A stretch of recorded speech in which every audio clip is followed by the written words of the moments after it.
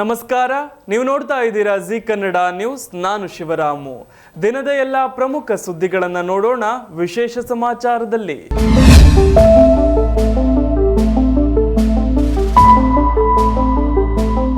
ರನ್ಯಾರಾವ್ ಪ್ರಕರಣದಲ್ಲಿ ಸಿಎಂ ಸಿದ್ದರಾಮಯ್ಯ ನೇತೃತ್ವದ ಸರ್ಕಾರ ಇಕ್ಕಟ್ಟಿಗೆ ಸಿಲುಕಿದೆ.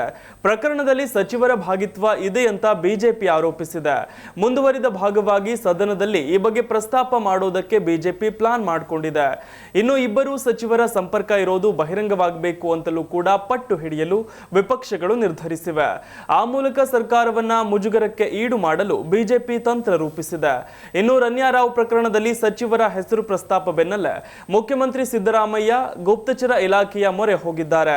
ಇಲಾಖೆಯ ಎಡಿಜಿಪಿಯಿಂದ ಸಿಎಂ ಮಾಹಿತಿ ಕೇಳಿದ್ದಾರೆ. ಪ್ರಕರಣದಲ್ಲಿ ಸಚಿವರು ಭಾಗಿಯಾಗಿರೋದು ನಿಜಾನಾ ಅಂತ ಕೇಳಿದ್ದಾರೆ. ಈ ಮೂಲಕ ಒಂದಷ್ಟು ರಹಸ್ಯ ಮಾಹಿತಿಗಳನ್ನು ಕೂಡ ಸಿಎಂ ಪಡೆದುಕೊಂಡಿದ್ದಾರೆ ಎನ್ನಲಾಗಿದೆ. ಬಿಜೆಪಿ ನಾಯಕರು ಸಚಿವರ ಮೇಲೆ ಆರೋಪ ಮಾಡುತ್ತಿದ್ದಾರೆ. ಬೆನ್ನಲ್ಲೇ ಪ್ರಕರಣ ಮತ್ತಷ್ಟು ಗಂಭೀರ ಸ್ವರೂಪ ಪಡೆದುಕೊಂಡಿದೆ. ನಟಿ ರನ್ಯಾರಾವ್ ದುಬೈನಿಂದ ಅಕ್ರಮವಾಗಿ ಚಿನ್ನ ಸಾಗಾಟ ಮಾಡಿದ್ದ ಪ್ರಕರಣ ಸಂಬಂಧ ಇದೀಗ ಆಕೆಯ ಮಲತಂದೆ ಡಿಜಿಪಿ ರಾಮಚಂದ್ರ ರಾವ್ ಅವರಿಗೂ ಕೂಡ ಸಂಕಷ್ಟ ಎದುರಾಗಿದೆ. ನಟಿ ರನ್ಯಾಗೆ ವಿಮಾನ ನಿಲ್ದಾಣದಲ್ಲಿ ಪ್ರೋಟೋಕಾಲ್ ನೀಡಿದ ಬಗ್ಗೆ ತನಿಖೆ ನಡೆಸಿ 1 ವಾರದ ಒಳಗೆ ವರದಿ ಸಲ್ಲಿಸುವಂತೆ ಕರ್ನಾಟಕ ಗೃಹ ಇಲಾಖೆ ಆದೇಶಿಸಿದೆ. ಚಿನ್ನ ಸ್ಮಗ್ಲಿಂಗ್ ಪ್ರಕರಣದಲ್ಲಿ ರಾಮಚಂದ್ರ ರಾವ್ ಕೂಡ ಶಾಮೀಲಾಗಿದ್ದಾರೆಯೇ? ದುಬೈನಿಂದ ಬೆಂಗಳೂರಿಗೆ ಚಿನ್ನ ಸಾಗಿಸುವಾಗ ಶಿಷ್ಟಾಚಾರ ದುರ್ಬಳಕೆ ಆಗಿರುವುದರಲ್ಲಿ ಅವರ ಕೈವಾಡ ಇದೆಯೇ ಎಂಬ ಬಗ್ಗೆ 1 ವಾರದ ಒಳಗೆ ತನಿಖೆ ನಡೆಸಲು ಸೂಚಿಸಲಾಗಿದೆ. ನಟಿ ರನ್ಯಾ ಚಿನ್ನ ಸಾಗಾಟ ಮಾಡುವಾಗ ಐಪಿಎಸ್ ಅಧಿಕಾರಿ ರಾಮಚಂದ್ರ ರಾವ್ ಹೆಸರು ಬಳಸಿದ್ದರು. ಹೀಗಾಗಿ ಶಿಷ್ಟಾಚಾರದ ಸೌಲಭ್ಯ ಪಡೆಯಲು ಕಾರಣವಾದ ಸಂಗತಿಗಳು ಯಾವುವು? ಇನ್ನು ಪ್ರಕರಣದಲ್ಲಿ ರಾಮಚಂದ್ರ ರಾವ್ ಪಾತ್ರ ಏನೇನಿದೆ ಅನ್ನುವುದರ ಬಗ್ಗೆ ಕೂಡ ತನಿಖೆ ನಡೆಸಲು ಅಧಿಕಾರಿ ನೇಮಿಸಲಾಗಿದೆ. ಇವರು ತಕ್ಷಣ ತನಿಖೆ ಪ್ರಾರಂಭಿಸಿ 1 ವಾರದ ಒಳಗೆ ವರದಿ ಸಲ್ಲಿಸಬೇಕಿದೆ. ಪ್ರಕರಣ ಸಂಬಂಧ ಉದ್ಯಮಿ ಪುತ್ರ ತರುಣ್ ರಾಜ್ ಎಂಬುವವರನ್ನ ಡಿಆರ್ಐ ಅಧಿಕಾರಿಗಳು ಸೋಮವಾರ ಬಂಧಿಸಿದ್ದಾರೆ. ಇದರ ಬೆನ್ನಲ್ಲೇ ತನಿಖೆ ಚುರುಕುಗೊಂಡಿದೆ. ಮತ್ತೊಂದೆಡೆ ವಿಧಾನಸಭೆ ಕಲಾಪದಲ್ಲಿಯೂ ಕೂಡ ರನ್ಯಾ ಚಿನ್ನ ಕಳ್ಳಸಾಗಣೆ ಪ್ರಕರಣ ಭಾರೀ ಸದ್ದು ಮಾಡಿದೆ. ರಾಜಕಾರಣಿಗಳ ಕೈವಾಡದ ಆರೋಪ, ಪ್ರಭಾವಿ ವ್ಯಕ್ತಿಗಳು ರನ್ಯಾ ಹಿಂದಿರುವ ಅನುಮಾನಗಳು ಕೂಡ ರಾಜಕೀಯವಾಗಿಯೂ ಕೂಡ ಪ್ರಕರಣ ಸದ್ದು ಮಾಡುವಂತೆ ಮಾಡಿದೆ. ಹೀಗಾಗಿ ಗೃಹ ಇಲಾಖೆ ರಾಮಚಂದ್ರ ರಾವ್ ಬಗ್ಗೆಯೂ ಕೂಡ ತನಿಖೆಗೆ ಆದೇಶಿಸಿದೆ. ಮತ್ತೊಂದೆಡೆ ಚಿನ್ನ ಸ್ಮಗ್ಲಿಂಗ್ ಕೇಸ್ನಲ್ಲಿ ಜೈಲು ಪಾಲಾಗಿರುವ ರನ್ಯಾರಾವ್ ವಿಚಾರದಲ್ಲಿ ಶಿಷ್ಟಾಚಾರ ದುರ್ಬಳಕೆಯಾಗಿರುವ ಬಗ್ಗೆ ಪೊಲೀಸ್ ಆಯುಕ್ತರಿಗೆ ಡಿಸಿಪಿ ಸುಚಿತ್ ವರದಿ ಸಲ್ಲಿಸಿದ್ದಾರೆ. ರನ್ಯಾ ಬಂಧನಕ್ಕೆ ಒಳಗಾದ ದಿನ ಶಿಷ್ಟಾಚಾರ ನಿರ್ವಹಿಸುತ್ತಿದ್ದ ಕಾನ್ಸ್ಟೇಬಲ್ ಬಸವರಾಜ್ ಬಗ್ಗೆ ವರದಿಯಲ್ಲಿ ಉಲ್ಲೇಖಿಸಲಾಗಿದೆ. ದುಬೈನಿಂದ ಬರುವಾಗಲೇ ಕಾನ್ಸ್ಟೇಬಲ್ ಬಸವರಾಜ್ಗೆ ರನ್ಯಾ ಕರೆ ಮಾಡಿದ್ದಾರೆ. ಟರ್ಮಿನಲ್ 1ಕ್ಕೆ ಬರುವುದಾಗಿ ತಿಳಿಸಿದ್ದಾರೆ. ಈ ವೇಳೆ ಇಲ್ಲ ಮೇಡಮ್, ಬೇರೆ ಆಫೀಸರ್ ಬರ್ತಿದ್ದಾರೆ, ಅವರನ್ನ ರಿಸೀವ್ ಮಾಡಿಕೊಳ್ಬೇಕು ಅಂತ ಬಸವರಾಜ್ ಹೇಳಿದ್ದರು. ಅದಕ್ಕೆ ಪ್ರತಿಕ್ರಿಯಿಸಿದ್ದ ರನ್ಯಾ, ನೀವೇ ಬರಬೇಕು, ಇಲ್ಲಾಂದ್ರೆ ಅಪ್ಪಾಜಿಗೆ ಹೇಳ್ತೇನೆ ಅಂತ ಬೆದರಿಸಿದ್ರು. ಈ ವಿಚಾರವನ್ನ ಪೊಲೀಸ್ ಆಯುಕ್ತರಿಗೆ ಸಲ್ಲಿಸಿರುವ ವರದಿಯಲ್ಲಿ ಉಲ್ಲೇಖಿಸಲಾಗಿದೆ. ದುಬೈನಿಂದ ಅಕ್ರಮವಾಗಿ ಚಿನ್ನ ತಂದ ಪ್ರಕರಣಕ್ಕೆ ಸಂಬಂಧಿಸಿದಂತೆ ಇದೀಗ ನಟಿಯ ಸ್ನೇಹಿತ ತರುಣ್ ರಾಜ್ಗೆ ಸಂಕಷ್ಟ ಎದುರಾಗಿದೆ. ರನ್ಯಾ ತಂದ ಚಿನ್ನಕ್ಕೆ ತರುಣ್ ಕಿಂಗ್ ಪಿನ್ ಎನ್ನುವ ಮಾಹಿತಿ ಲಭ್ಯವಾಗಿದೆ. ಇನ್ನು ತರುಣ್ ರಾಜ್ ಹೇಳಿಕೆ ಮೇಲೆ ನಟಿ ರನ್ಯಾರಾವ್ ಭವಿಷ್ಯ ನಿಂತಿದೆ. ಯಾಕಂದ್ರೆ ಕೇಸ್ನ ಹಿಂದೆ ಯಾರೆಲ್ಲ ಇದ್ದಾರೆ ಅಂತ ಪತ್ತೆ ಹಚ್ಚಲು ಅಧಿಕಾರಿಗಳು ಪ್ರಯತ್ನಿಸುತ್ತಿದ್ದಾರೆ. ಆದ್ರೆ ರನ್ಯಾರಾವ್ ಇಲ್ಲಿಯವರೆಗೆ ತನ್ನ ಹಿಂದಿರುವ ರೂವಾರಿಗಳು ಯಾರು ಅಂತ ಗುಟ್ಟು ಬಿಟ್ಟು ಕೊಟ್ಟಿಲ್ಲ. ಸದ್ಯ ಡಿಆರ್ಐ ಅಧಿಕಾರಿಗಳು ತರುಣ್ ರಾಜ್ನ 5 ದಿನಗಳ ಕಾಲ ಕಸ್ಟಡಿಗೆ ಪಡೆದು ತೀವ್ರ ವಿಚಾರಣೆ ನಡೆಸುತ್ತಿದ್ದಾರೆ. ಹೀಗಾಗಿ ತರುಣ್ ರಾಜ್ ಏನು ಹೇಳ್ತಾನೆ ಅನ್ನೋ ಭಯದಲ್ಲಿ ರನ್ಯಾರಾವ್ ಇದ್ದಾಳೆ. ಅಂದಹಾಗೆ ದುಬೈನಲ್ಲಿ ಚಿನ್ನ ಖರೀದಿಗೆ ವ್ಯವಸ್ಥೆ ಮಾಡ್ತಾ ಇದ್ದದ್ದೇ ಈ ತರುಣ್. ರನ್ಯಾ ತಂದ ಚಿನ್ನಕ್ಕೆ ಈತನೇ ಕಿಂಗ್ ಪಿನ್ ಅನ್ನುವ ಮಾಹಿತಿ ಕೂಡ ಇದೆ. ಇನ್ನು ದುಬೈನಲ್ಲಿ ಚಿನ್ನ ಖರೀದಿಗೆ ಹವಾಲಾ ಮೂಲಕ ಹಣ ನೀಡುತ್ತಿದ್ದ. ರನ್ಯಾ ಮೂಲಕ ಚಿನ್ನವನ್ನ ನಗರಕ್ಕೆ ತರಿಸುತ್ತಿದ್ದ ಎನ್ನಲಾಗಿದ್ದು, ತರುಣ್ ವಿಚಾರಣೆಯಲ್ಲಿ ಹಲವರ ಹೆಸರು ಹೊರಬರೋ ಸಾಧ್ಯತೆ ಇದೆ. ಗ್ಯಾರಂಟಿ ಅನುಷ್ಠಾನ ಸಮಿತಿಯ ಅಧ್ಯಕ್ಷರು ಸದಸ್ಯರುಗಳಿಗೆ ಸರ್ಕಾರದಿಂದ ಸಂಬಳ ನೀಡುತ್ತಿರುವುದು ಇದೀಗ ವಿವಾದಕ್ಕೆ ಕಾರಣವಾಗಿದೆ. ವಿಧಾನಸಭೆ ಕಲಾಪದಲ್ಲಿ ಇವತ್ತು ತುರುವೇಕೆರೆ ಶಾಸಕ ಎಂಟಿ ಕೃಷ್ಣಪ್ಪ ಈ ವಿಚಾರವನ್ನ ಪ್ರಸ್ತಾಪಿಸಿದ್ರು. ಕಾಂಗ್ರೆಸ್ ಕಾರ್ಯಕರ್ತರಿಗೆ ಸಂಬಳ ನೀಡುತ್ತಿರುವುದು ಸರಿಯಲ್ಲ ಅಂತ ಶಾಸಕ ಕೃಷ್ಣಪ್ಪ ಹೇಳಿದ್ರು. ಈ ಬೆನ್ನಲ್ಲೇ ಬಿಜೆಪಿಯ ಮತ್ತೊಬ್ಬ ಶಾಸಕ ಸುನೀಲ್ ಕುಮಾರ್ ಕೂಡ ಅದಕ್ಕೆ ಧ್ವನಿಗೂಡಿಸಿದ್ರು. ನಂತರ ಬಿಜೆಪಿಯ ಇತರೆ ಸದಸ್ಯರು ಮಾತನಾಡಲು ಮುಂದೆ ಬಂದರು. ಆಗ ಎದ್ದು ನಿಂತ ಆರ್ ಅಶೋಕ್, ಡಿಕೆ ಶಿವಕುಮಾರ್ ಅಧ್ಯಕ್ಷರಾದ ಮೇಲೆ ಕಾಂಗ್ರೆಸ್ಗೂ ಸರ್ಕಾರಕ್ಕೂ ವ್ಯತ್ಯಾಸವೇ ಇಲ್ಲದಾಗಿದೆ. ಇಲ್ಲಿರುವ ದುಡ್ಡು ತಗೊಂಡು ಅಲ್ಲಿ ಹೋಗಿ ಹಂಚೋದು. ರಾಜ್ಯದ ಜನರ ತೆರಿಗೆ ಹಣ ನಮ್ಮ ದುಡ್ಡು. ಕಾಂಗ್ರೆಸ್ನವರಿಗೆ ಧೈರ್ಯವಿದ್ದರೆ ಭಿಕ್ಷೆ ಬೇಡಿ ದುಡ್ಡು ಕೊಡಲಿ ಎಂದರು. ಬೀದಿಗಳಲ್ಲಿ ಹೋಗಿ ಭಿಕ್ಷೆ ಬೇಡಿ ಕೊಡಲಿ. ಯಾವ ಆಧಾರದ ಮೇಲೆ ನೇಮಕಾತಿ ಮಾಡ್ತೀರಾ? ಅವರನ್ನ ಏನು ಅರ್ಹತೆ ಇದೆ ಅಂತ ನೇಮಕ ಮಾಡಿ ಸೌಲಭ್ಯ ಕೊಡ್ತೀರಾ? ಬೇಕಿದ್ರೆ ಕಾಂಗ್ರೆಸ್ ಪಾರ್ಟಿಯಿಂದ ಕೊಡಿ. ಸರ್ಕಾರದ ಹಣವನ್ನ ಪೋಲು ಮಾಡಬೇಡಿ. ಸ್ವಾತಂತ್ರ್ಯ ಬಂದು ಇಷ್ಟು ವರ್ಷವಾದರೂ ಕೂಡ ಯಾವ ಮುಖ್ಯಮಂತ್ರಿಯೂ ಕೂಡ, ಯಾವ ಕಾಂಗ್ರೆಸ್ ಅಧ್ಯಕ್ಷನೂ ಕೂಡ ಈ ಕೆಲಸ ಮಾಡಿಲ್ಲ. ಮನೆಹಾಳು ಕೆಲಸ ಮಾಡ್ತಿರೋದು ಇವರು ಮಾತ್ರವೇ ಅಂತ ಆಕ್ರೋಶ ವ್ಯಕ್ತಪಡಿಸಿದ್ರು. ಅಶೋಕ್ ಆಡಿದ ಮನೆಹಾಳು ಕೆಲಸ ಎಂಬ ಪದಕ್ಕೆ ಕಾಂಗ್ರೆಸ್ ಸದಸ್ಯರು ಆಕ್ಷೇಪ ವ್ಯಕ್ತಪಡಿಸಿದ್ರು. ಇದರಿಂದ ಕಲಾಪದಲ್ಲಿ ಕೆಲಕಾಲ ಗದ್ದಲ, ಕೋಲಾಹಲ ಉಂಟಾಯಿತು. ವಿಪಕ್ಷದವರು ರಾಜಕೀಯ ಮಾಡ್ತಿದ್ದಾರೆ ಅಂತ ಸಚಿವ ಕೃಷ್ಣ ಬೈರೇಗೌಡ ಆಕ್ರೋಶ ವ್ಯಕ್ತಪಡಿಸಿದ್ರು. ಆಗ ಸರ್ಕಾರಿ ಹಣದಲ್ಲಿ ರಾಜಕೀಯ ಅಂತ ಬಿಜೆಪಿ ಶಾಸಕ ಸುನಿಲ್ ಕುಮಾರ್ ತಿರುಗೇಟು ನೀಡಿದ್ರು. ಮಧ್ಯಪ್ರವೇಶ ಮಾಡಿದ ಸ್ಪೀಕರ್ ಖಾದರ್ ಸರ್ಕಾರ ಉತ್ತರ ಕೊಡಲಿ, ಸುಮ್ಮನಿರಿ ಅಂತ ಮನವಿ ಮಾಡಿಕೊಂಡ್ರು. ನೀವು ಉತ್ತರ ಕೊಡೋವರೆಗೂ ಸುಮ್ಮನಿರಿ, ರಾಜಕೀಯ ಮಾಡ್ತಿದ್ದೀರಿ ಎಂದರು. ಆಗ ಮಾತನಾಡಿದ ಡಿಸಿಎಂ ಡಿಕೆ ಶಿವಕುಮಾರ್, ಸರ್ಕಾರವನ್ನ ತಂದ ನನ್ನ ಕಾರ್ಯಕರ್ತರಿಗೆ ನಾನು ಸಂಬಳ ತೆಗೆದುಕೊಳ್ಳುವ ಹಕ್ಕಿದೆ, ಇದಕ್ಕೆ ನಾವು ಉತ್ತರ ಕೊಡ್ತೇವೆ, ಚರ್ಚೆಗೆ ಬರಲಿ ಅಂತ ಸವಾಲು ಹಾಕಿದ್ರು. ಗದ್ದಲದ ಕಾರಣ ಕೆಲಕಾಲ ಸದನ ಕಲಾಪವನ್ನ ಸ್ಪೀಕರ್ ಮುಂದೂಡಿದ್ರು. ಕೊನೆಗೆ ಗದ್ದಲವನ್ನ ತಾರ್ಕಿಕ ಅಂತ್ಯಕ್ಕೆ ಕೊಂಡೊಯ್ಯುವ ನಿಟ್ಟಿನಲ್ಲಿ ಸ್ಪೀಕರ್ ತಮ್ಮ ಕಚೇರಿಯಲ್ಲಿ ಸಂಧಾನ ಸಭೆ ಕೂಡ ನಡೆಸಿದ್ರು. ಇನ್ನು ಸಭೆಯಲ್ಲಿ ಸಚಿವ ಕೃಷ್ಣ ಬೈರೇಗೌಡ ಹಾಗೆಯೇ ಮಾಜಿ ಸಚಿವ ಸುನಿಲ್ ಕುಮಾರ್ ನಡುವೆ ಜಟಾಪಟಿ ನಡೆಯಿತು.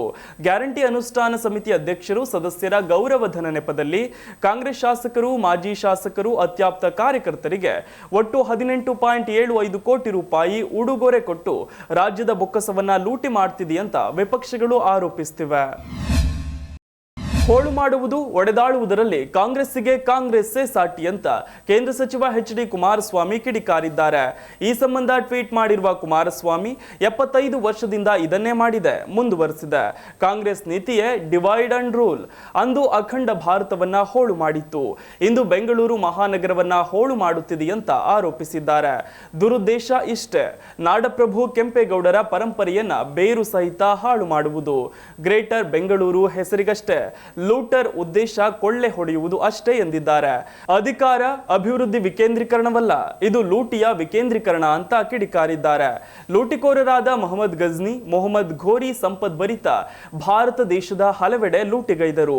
ಬೆಂಗಳೂರಿಗೆ ಈಗೊಬ್ಬ ಗಜ್ನಿ ಘೋರಿ ವಕ್ಕರಿಸಿದ್ದಾನೆ, ಲೂಟಿಗೆ 7 ದಾರಿ ಹುಡುಕುತ್ತಿದ್ದಾನೆ ಅಂತ ಲೇವಡಿ ಮಾಡಿದ್ದಾರೆ. ಬೆಳಗಾವಿ ಜಿಲ್ಲೆಯ ಸವದತ್ತಿಯಲ್ಲಿರುವ ಪ್ರಸಿದ್ಧ ರೇಣುಕಾ ಯಲ್ಲಮ್ಮ ದೇವಸ್ಥಾನವನ್ನ ತೀರ್ಥಯಾತ್ರೆ ಪುನರುಜ್ಜೀವನ ಮತ್ತು ಆಧ್ಯಾತ್ಮಿಕ ಪರಂಪರೆ ವೃದ್ಧಿ ಡ್ರೈವ್ ಪ್ರಸಾದ್ ಯೋಜನೆಯಡಿ ಅಭಿವೃದ್ಧಿ ಮಾಡುವುದಾಗಿ ಕೇಂದ್ರ ಸರ್ಕಾರ ಘೋಷಿಸಿದೆ. ಈ ನಿರ್ಧಾರವನ್ನು ಸ್ವಾಗತಿಸಿದ ಮಾಜಿ ಮುಖ್ಯಮಂತ್ರಿ ಹಾಗೆಯೇ ಬಿಜೆಪಿ ಸಂಸದ ಬಸವರಾಜ ಬೊಮ್ಮಾಯಿ, ಪ್ರಧಾನಿ ನರೇಂದ್ರ ಮೋದಿ ಹಾಗೂ ಕೇಂದ್ರ ಸಂಸ್ಕೃತಿ ಮತ್ತು ಪ್ರವಾಸೋದ್ಯಮ ಸಚಿವ ಗಜೇಂದ್ರ ಸಿಂಗ್ ಶೇಖಾವತ್ ಅವರಿಗೆ ಧನ್ಯವಾದ ತಿಳಿಸಿದ್ದಾರೆ. ಪ್ರಸಾದ್ ಯೋಜನೆಯಡಿಯಲ್ಲಿ ಶ್ರೀ ರೇಣುಕಾ ಯಲ್ಲಮ್ಮ ದೇವಸ್ಥಾನದ ಅಭಿವೃದ್ಧಿ ಯೋಜನೆಗೆ ಅನುಮೋದನೆ ನೀಡಿದ್ದಕ್ಕಾಗಿ ಪ್ರಧಾನಿ ನರೇಂದ್ರ ಮೋದಿ ಮತ್ತು ಕೇಂದ್ರ ಸಂಸ್ಕೃತಿ ಪ್ರವಾಸೋದ್ಯಮ ಸಚಿವ ಗಜೇಂದ್ರ ಸಿಂಗ್ ಶೇಖಾವತ್ ಅವರಿಗೆ ಧನ್ಯವಾದಗಳು. ಈ ಉಪಕ್ರಮವು ಕ್ಷೇತ್ರಕ್ಕೆ ಭೇಟಿ ನೀಡುವ ಭಕ್ತರ ಅನುಭವವನ್ನು ಹೆಚ್ಚಿಸುತ್ತದೆ ಮತ್ತು ಸಾವಿರಾರು ಭಕ್ತರಿಗೆ ಆಧುನಿಕ ಸೌಲಭ್ಯಗಳನ್ನು ಒದಗಿಸುತ್ತದೆ ಅಂತ ಬೊಮ್ಮಾಯಿ ಹೇಳಿದ್ದಾರೆ. ಇಂದು ನಮ್ಮ ಪ್ರವಾಸೋದ್ಯಮ ಸಚಿವಾಲಯವು ಕರ್ನಾಟಕದ ಬೆಳಗಾವಿಯ ಸವದತ್ತಿಯಲ್ಲಿರುವ ಶ್ರೀ ರೇಣುಕಾ ಯಲ್ಲಮ್ಮ ದೇವಾಲಯವನ್ನ ಪ್ರಸಾದ್ ಯೋಜನೆಯಡಿಯಲ್ಲಿ ಅಭಿವೃದ್ಧಿಪಡಿಸಲು ಅನುಮೋದಿಸಿದೆ ಅಂತ ಸಚಿವ ಶೇಖಾವತ್ ಸಾಮಾಜಿಕ ಮಾಧ್ಯಮ ಎಕ್ಸ್ನಲ್ಲಿ ಘೋಷಿಸಿದ್ದಾರೆ. ಕೇಂದ್ರ ಸರ್ಕಾರವು ಪ್ರಸಾದ್ ಯೋಜನೆಯಲ್ಲಿ 18.37 ಕೋಟಿ ರೂಪಾಯಿ ಅನುದಾನವನ್ನ ಕರ್ನಾಟಕದ ಬೆಳಗಾವಿಯ ಸವದತ್ತಿ ದೇಗುಲಕ್ಕೆ ನೀಡಲು ಮಂಜೂರಾತಿ ನೀಡಿದೆ ಅಂತ ಕೇಂದ್ರ ಸಚಿವರು ತಿಳಿಸಿದ್ದಾರೆ. 18.37 ಕೋಟಿ ರೂಪಾಯಿ ಅನುದಾನದಲ್ಲಿ ದೇವಾಲಯಕ್ಕೆ ಭಕ್ತಾದಿಗಳ ಆಗಮನ ಕೇಂದ್ರ, ಕೆಫೆಟೇರಿಯಾ, ಪ್ರಥಮ ಚಿಕಿತ್ಸಾ ಕೇಂದ್ರ ಮತ್ತು ಇತರ ಆಧುನಿಕ ಸೌಲಭ್ಯ ಕಲ್ಪಿಸಲಾಗುತ್ತಿದೆ. ಇದು ದೇವಾಲಯಕ್ಕೆ ಭೇಟಿ ನೀಡುವ ಹೆಚ್ಚಿನ ಸಂಖ್ಯೆಯ ಭಕ್ತರಿಗೆ ಹೆಚ್ಚಿನ ಪ್ರಯೋಜನವನ್ನ ನೀಡುತ್ತೆ ಅಂತ ಸಚಿವರು ಮಾಹಿತಿ ನೀಡಿದ್ದಾರೆ. ರಾಜಧಾನಿ ಬೆಂಗಳೂರಿನಲ್ಲಿ ಮತ್ತೊಂದು ರಸ್ತೆ ಕಾಳಗ ನಡೆದಿದ್ದು, ಕಾರಿನಲ್ಲಿ ತೆರಳುತ್ತಿದ್ದ ದಂಪತಿಗೆ ಬೈಕ್ನಲ್ಲಿ ಬಂದ ಪುಂಡರು ಅಡ್ಡಗಟ್ಟಿ ಕಿರುಕುಳ ನೀಡಿರುವ ಘಟನೆ ವರದಿಯಾಗಿದೆ. ಬೆಂಗಳೂರಿನ ಕೆಆರ್ ಪುರಂನ ಟಿಸಿ ಪಾಳ್ಯ ಜಂಕ್ಷನ್ನಲ್ಲಿ ಮಾರ್ಚ್ 9ರ ರಾತ್ರಿ 9 ಗಂಟೆ ಸುಮಾರಿನಲ್ಲಿ ಈ ಘಟನೆ ನಡೆದಿದ್ದು, ರೆಡ್ ಸಿಗ್ನಲ್ ಇದ್ದಾಗ ಸೈಡ್ ಬಿಟ್ಟಿಲ್ಲ ಅಂತ KA01Q9634 ಸಂಖ್ಯೆಯ ಬೈಕ್ನಲ್ಲಿ ಬಂದ ಇಬ್ಬರು ಬೈಕರ್ಗಳು ಪುಂಡಾಟ ಮೆರೆದಿದ್ದಾರೆ. ಕಾರಿನಲ್ಲಿ ದಂಪತಿಗಳ ಜೊತೆ ಮಗು ಕೂಡ ಇತ್ತು. ಹಾಗಿದ್ದು ಕೂಡ ಬೈಕ್ನಲ್ಲಿ ಬಂದ ದುಷ್ಕರ್ಮಿಗಳು ಕಾರಿನ ಮೇಲೆ ದಾಳಿ ಮಾಡಿದ್ದಾರೆ. ಕಾರನ್ನು ಅಡ್ಡಗಟ್ಟಿ ಕಾರಿನಲ್ಲಿದ್ದವರ ವಿರುದ್ಧ ಅವಾಚ್ಯ ಶಬ್ದಗಳಿಂದ ನಿಂದಿಸಿದ್ದಾರೆ. ಅಲ್ಲದೆ ಕಾರಿನ ಮಿರರ್ ಅನ್ನು ಜಖಂಗೊಳಿಸಿ ಪರಾರಿಯಾಗಿದ್ದಾರೆ. ಇವಿಷ್ಟು ಘಟನೆ ಕಾರಿನ ಡ್ಯಾಶ್ ಕ್ಯಾಮ್ನಲ್ಲಿ ಹಾಗೆಯೇ ತಮ್ಮ ಮೊಬೈಲ್ನಲ್ಲಿ ಸೆರೆಯಾಗಿದ್ದು, ಸಾಮಾಜಿಕ ಜಾಲತಾಣ ಟ್ವಿಟರ್ನಲ್ಲಿ ವಿಡಿಯೋ ಅಪ್ಲೋಡ್ ಮಾಡಿ ಬೆಂಗಳೂರು ಪೊಲೀಸ್ ಟ್ವಿಟರ್ ಖಾತೆಗೆ ಟ್ಯಾಗ್ ಮಾಡಿದ್ದಾರೆ. ಈ ಕುರಿತು ಸಂತ್ರಸ್ತ ಕಾರು ಮಾಲೀಕ ನಿರಂಜನ್ ಅವರು ಟ್ವೀಟ್ ಮಾಡಿದ್ದು, ಈ ಘಟನೆ ಮಾರ್ಚ್ 9ರ ರಾತ್ರಿ 9 ಗಂಟೆ ಸುಮಾರಿಗೆ ಟಿಸಿ ಪಾಳ್ಯ ಸಿಗ್ನಲ್ ಬಳಿ ನಡೆದಿತ್ತು. ಸಿಗ್ನಲ್ ಬಿದ್ದಾಗ ಕಾರು ನಿಲ್ಲಿಸಲಾಗಿತ್ತು. ಹಿಂದೆ ಬೈಕ್ನಲ್ಲಿ ಬಂದ ಇಬ್ಬರು ದುಷ್ಕರ್ಮಿಗಳು ಹಾರ್ನ್ ಮಾಡಿದ್ದಾರೆ. ಇನ್ನು ರೆಡ್ ಸಿಗ್ನಲ್ ಇದ್ದ ಕಾರಣ ನಾನು ಕಾರನ್ನ ಮೂವ್ ಮಾಡಲಿಲ್ಲ. ಈ ವೇಳೆ ಅವರು ನನ್ನ ಕಾರನ್ನ ಅಡ್ಡಗಟ್ಟಿ ಕಾರಿನ ಮೇಲೆ ದಾಳಿ ನಡೆಸಿದ್ದಾರೆ. ಕಾರಿನಲ್ಲಿ ಮಗು ಇದೆ ಅಂತ ಹೇಳಿದ್ರು ಕೂಡ ಕಾರಿನ ಮೇಲೆ ದಾಳಿ ಮಾಡಿದ್ದಾರೆ. ಕಾರಿನಲ್ಲಿದ್ದ 10 ತಿಂಗಳ ಮಗು ಸೇರಿದಂತೆ ನನ್ನ ಕುಟುಂಬವನ್ನ ರಕ್ಷಿಸಲು ನಾನು ಹೆಣಗಾಡಿದೆ ಅಂತ ತಮಗಾದ ಕರಾಳ ಅನುಭವವನ್ನ ಅವರು ಟ್ವಿಟರ್ನಲ್ಲಿ ಹೇಳಿಕೊಂಡಿದ್ದಾರೆ. ಇನ್ನು ಈ ಟ್ವೀಟ್ಗೆ ಪ್ರತಿಕ್ರಿಯೆ ನೀಡಿರೋ ಬೆಂಗಳೂರು ಪೊಲೀಸರು ನಿಮ್ಮ ಪ್ರಕರಣವನ್ನ ಸಂಬಂಧಪಟ್ಟ ಅಧಿಕಾರಿಗಳಿಗೆ ವರ್ಗಾಯಿಸಿದ್ದೇವೆ ಅಂತ ತಿಳಿಸಿದ್ದಾರೆ. ನಟ ಪ್ರಕಾಶ್ ರಾಜ್ ಹಿಂದೂಪರ ಸಂಘಟನೆಯಲ್ಲಿ ಗುರುತಿಸಿಕೊಂಡಿರುವ ಹಾಗೂ ವಾಗ್ಮಿ ಚಕ್ರವರ್ತಿ ಸೂಲಿಬೆಲೆ ವಿರುದ್ಧ ಆಕ್ರೋಶ ಹೊರಹಾಕಿದ್ದು, ಕಟುವಾದ ಶಬ್ದಗಳನ್ನು ಬಳಸಿ ಬೈದಿದ್ದಾರೆ. ಚಕ್ರವರ್ತಿ ಸೂಲಿಬೆಲೆಗೆ ಕಾಮುಕ ಢೋಂಗಿ ಎಂದಿದ್ದಾರೆ. ನಟ ಪ್ರಕಾಶ್ ರಾಜ್ ಅವರು ಸೋಷಿಯಲ್ ಮೀಡಿಯಾ ಎಕ್ಸ್ನಲ್ಲಿ ಪೋಸ್ಟ್ ಮಾಡಿದ್ದಾರೆ. ಮದುವೆಯಾಗಲು ಹುಡುಗಿ ಸಿಗದೇ ಇರುವ ಹಿಂದೂ ಯುವಕರು ಅನ್ಯ ಧರ್ಮೀಯ ಹುಡುಗಿಯರನ್ನ ಪ್ರೀತಿಸಿ ಮದುವೆಯಾಗಿ ಅಂತ ಚಕ್ರವರ್ತಿ ಸೂಲಿಬೆಲೆ ಹೇಳಿದ್ದಾರೆ. ಚಕ್ರವರ್ತಿ ವಿಡಿಯೋವನ್ನ ಹಂಚಿಕೊಂಡಿರುವ ನಟ ಪ್ರಕಾಶ್ ರಾಜ್, ಈ ತನಾತನಿಯ ಆಯುಧವೆಲ್ಲ ಸೊಂಟದ ಕೆಳಗೆ, ಚೀಚಿ, ಇಂಥ ವಿಕೃತ ಕಾಮುಕ ಢೋಂಗಿಗಳು ಯಾವ ಧರ್ಮಕ್ಕೂ ಸೇರಿದವರಲ್ಲ, ಎಚ್ಚರದಿಂದಿರಿ ಎಂದಿದ್ದಾರೆ. ಇನ್ನು ಇದೇ ಸಂದರ್ಭದಲ್ಲಿ ಚಕ್ರವರ್ತಿ ಸೂಲಿಬೆಲೆ ಅವರು ಮಾಡಿರುವ ಭಾಷಣದ ವಿಡಿಯೋ ಕೂಡ ವೈರಲ್ ಆಗಿದೆ. ಅನ್ಯ ಧರ್ಮೀಯ ಯುವತಿಯರನ್ನ ಪ್ರೀತಿಸಿ ಮದುವೆಯಾಗಿ ಎಂದಿರುವ ಸೂಲಿಬೆಲೆ ಅವರು, ಎಷ್ಟು ದಿನ ನಮ್ಮ ಹುಡುಗಿಯರನ್ನೇ ನೋಡ್ತೀಯಪ್ಪ, ಬೇರೆ ಧರ್ಮದ ಹುಡುಗಿಯರನ್ನು ಕೂಡ ನೋಡಿ ಅಂತ ಹೇಳಬೇಕು ಎಂದಿದ್ದರು. ಇದೀಗ ಈ ವಿಡಿಯೋ ಸೋಷಿಯಲ್ ಮೀಡಿಯಾದಲ್ಲಿ ವೈರಲ್ ಆಗ್ತಾ ಇದ್ದು, ನಟ ಪ್ರಕಾಶ್ ರಾಜ್ ಕೂಡ ಪ್ರತಿಕ್ರಿಯೆ ನೀಡಿದ್ದಾರೆ. ಬಿಹಾರದ ಆರಾದಲ್ಲಿ ತನಿಷ್ಕ್ ಚಿನ್ನಾಭರಣ ಅಂಗಡಿಯಲ್ಲಿ 25 ಕೋಟಿ ರೂಪಾಯಿ ಮೌಲ್ಯದ ಚಿನ್ನ ಮತ್ತು ನಗದನ್ನ ಕಳ್ಳರು ದರೋಡೆ ಮಾಡಿರುವಂತಹ ಭೀಕರ ಘಟನೆ ವರದಿಯಾಗಿದೆ. ಘಟನೆ ಸಂಭವಿಸಿದಾಗ ಪೊಲೀಸರಿಗೆ ಹಲವು ಬಾರಿ ಕರೆ ಮಾಡಿದ್ರು ಸಮಯಕ್ಕೆ ಸ್ಥಳಕ್ಕೆ ಆಗಮಿಸದೆ ಟೀಕೆಗೆ ಗುರಿಯಾಗಿದ್ದಾರೆ. ಸದ್ಯ ಪೊಲೀಸರು ಇಬ್ಬರು ದರೋಡೆಕೋರರನ್ನ ಬಂಧಿಸಿದ್ದಾರೆ. ಬಿಹಾರದ ಭೋಜ್ಪುರ ಜಿಲ್ಲೆಯ ಆರಾ ನಗರದಲ್ಲಿರುವ ತನಿಷ್ಕ್ ಚಿನ್ನಾಭರಣ ಶಾಪ್ಗೆ ಬೆಳಗ್ಗೆ ನುಗ್ಗಿದ ದರೋಡೆಕೋರರು ಸಿಬ್ಬಂದಿಗೆ ಮಾರಕಾಸ್ತ್ರಗಳನ್ನು ತೋರಿಸಿ ಬೆದರಿಕೆ ಒಡ್ಡಿದ್ದಾರೆ. ಯಾರಾದರೂ ಹೆಚ್ಚು ಕಮ್ಮಿ ಮಾಡಿದರೆ ಶೂಟ್ ಮಾಡೋದಾಗಿ ಬೆದರಿಕೆ ಒಡ್ಡಿದ್ದಾರೆ. ಇನ್ನು ಚಿನ್ನಾಭರಣವನ್ನ ಲೂಟಿ ಮಾಡಿದ್ದಾರೆ. ಸುಮಾರು 30 ನಿಮಿಷಗಳ ಕಾಲ ಶೋರೂಮ್ನಲ್ಲಿದ್ದ ದರೋಡೆಕೋರರು ಚಿನ್ನಾಭರಣದ ಜೊತೆಗೆ ಶಾಪ್ನಲ್ಲಿದ್ದ ನಗದು ಹಣವನ್ನು ಕೂಡ ಲೂಟಿ ಮಾಡಿದ್ದಾರೆ. ಅಚ್ಚರಿ ಆಘಾತಕಾರಿ ವಿಷಯ ಏನಂದ್ರೆ, ಈ ಘಟನೆ ಆರಾ ನಗರದ ಪೊಲೀಸ್ ಸ್ಟೇಷನ್ ನಿಂದ ಕೇವಲ 600 ಮೀಟರ್ ದೂರದಲ್ಲಿದ್ದಂತಹ ಶಾಪ್ ನಡೆದಿದೆ. ಇನ್ನೂ ಶಾಕಿಂಗ್ ಅಂದ್ರೆ ಸುಮಾರು 30 ನಿಮಿಷಗಳ ಕಾಲ ಈ ಅವಧಿಯಲ್ಲಿ 20ಕ್ಕೂ ಹೆಚ್ಚು ಬಾರಿ ಶಾಪ್ ಸಿಬ್ಬಂದಿ ಪೊಲೀಸರಿಗೆ ಕರೆ ಮಾಡಿ ಘಟನೆ ಬಗ್ಗೆ ಮಾಹಿತಿ ನೀಡಿದ್ದಾರೆ. ಆದರೆ ಪೊಲೀಸರು ಮಾತ್ರ ಲೇಟ್ ಲತೀಫ್ ರಂತೆ ತಡವಾಗಿ ಆಗಮಿಸಿದ್ದಾರೆ ಅಂತ ಶಾಪ್ ಸಿಬ್ಬಂದಿ ಆರೋಪಿಸಿದ್ದಾರೆ. 2 ದಿನಗಳ ಭೇಟಿಗಾಗಿ ಮಾರಿಷಸ್ಗೆ ತೆರಳಿರುವ ಪ್ರಧಾನಿ ನರೇಂದ್ರ ಮೋದಿ ಅವರಿಗೆ ಮಾರಿಷಸ್ನಲ್ಲಿರುವ ಭಾರತೀಯ ವಲಸಿಗರು ಆತ್ಮೀಯ ಸ್ವಾಗತ ನೀಡಿದ್ರು. ಮಾರಿಷಸ್ಗೆ ಆಗಮಿಸಿದ ಪ್ರಧಾನಿ ಮೋದಿ ಅವರನ್ನ ಭಾರತೀಯ ಸಮುದಾಯದ ಮಹಿಳೆಯರು ಬಿಹಾರಿ ಸಾಂಪ್ರದಾಯಿಕ ಗೀತ್ ಗವಾಯಿಯೊಂದಿಗೆ ಸ್ವಾಗತ ಕೋರಿದ್ರು. ಇನ್ನು ಈ ವೇಳೆ ಹಾಡುಗಳನ್ನು ಹಾಡುತ್ತಿರುವವರೊಂದಿಗೆ ಪ್ರಧಾನಿ ನರೇಂದ್ರ ಮೋದಿ ಚಪ್ಪಾಳೆ ತಟ್ಟುತ್ತಾ ಆನಂದಿಸಿದರು. ಗೀತ್ ಗವಾಯಿ ಎಂಬುದು ಭಾರತದ ಭೋಜ್ಪುರಿ ಪಟ್ಟಿಯ ಮಹಿಳೆಯರು ಮಾರಿಷಸ್ಗೆ ತಂದ ಶ್ರೀಮಂತ ಸಾಂಸ್ಕೃತಿಕ ಪರಂಪರೆಯನ್ನು ಸಾಕಾರ ಗೊಳಿಸುವ ಸಾಂಪ್ರದಾಯಿಕ ಭೋಜ್ಪುರಿ ಸಂಗೀತ ಮೇಳವಾಗಿದೆ. ಮಾರಿಷಸ್ನಲ್ಲಿರುವ ಭಾರತೀಯ ಸಮುದಾಯದಿಂದ ಬಂದ ಆತ್ಮೀಯ ಸ್ವಾಗತದಿಂದ ನಾನು ತುಂಬಾ ಭಾವುಕನಾಗಿದ್ದೇನೆ.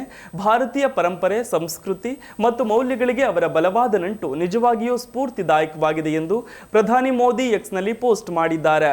ಮಾರಿಷಸ್ಗೆ ಬಂದಿಳಿದ ಪ್ರಧಾನಿ ಮೋದಿ ಅವರನ್ನ ಸರ್ ಸಿವು ಸಾಗೂರ್ ರಾಮ್ಗುಲಂ ಅಂತಾರಾಷ್ಟ್ರೀಯ ವಿಮಾನ ನಿಲ್ದಾಣದಲ್ಲಿ ಮಾರಿಷಸ್ ಪ್ರಧಾನಿ ನವೀನ್ ಚಂದ್ರ ರಾಮ್ಗುಲಂ ಅವರು ಹಾರ ಹಾಕಿ ಆತ್ಮೀಯವಾಗಿ ಸ್ವಾಗತಿಸಿದ್ರು. ಇದಕ್ಕೂ ಮುನ್ನ ಹಿಂದೂ ಮಹಾಸಾಗರದ ಪ್ರಮುಖ ಪಾಲುದಾರ ಮತ್ತು ಆಫ್ರಿಕನ್ ಖಂಡದ ಹೆಬ್ಬಾಗಿಲು ಮಾರಿಷಸ್ನ ತಮ್ಮ ಭೇಟಿಯ ಸಮಯದಲ್ಲಿ ಅಲ್ಲಿನ ಪ್ರಧಾನಿ ಜೊತೆ ಮಾತುಕತೆಗೆ ಎದುರು ನೋಡುತ್ತಿರುವುದಾಗಿ ಪ್ರಧಾನಿ ನರೇಂದ್ರ ಮೋದಿ ಟ್ವೀಟ್ ಮಾಡಿದ್ದರು. ನಾಳೆ ನಡೆಯುವ ಮಾರಿಷಸ್ನ ರಾಷ್ಟ್ರೀಯ ದಿನಾಚರಣೆಯಲ್ಲಿ ಭಾರತೀಯ ರಕ್ಷಣಾ ಪಡೆಗಳ ತುಕಡಿ ಹಾಗೆಯೇ ಭಾರತೀಯ ನೌಕಾಪಡೆಯ ಒಂದು ಹಡಗು ಭಾಗವಹಿಸಲಿದೆ. ಪ್ರಧಾನಿ ನರೇಂದ್ರ ಮೋದಿ ಅವರು ಕೊನೆಯದಾಗಿ 2015ರಲ್ಲಿ ಮಾರಿಷಸ್ಗೆ ಭೇಟಿ ನೀಡಿದ್ರು.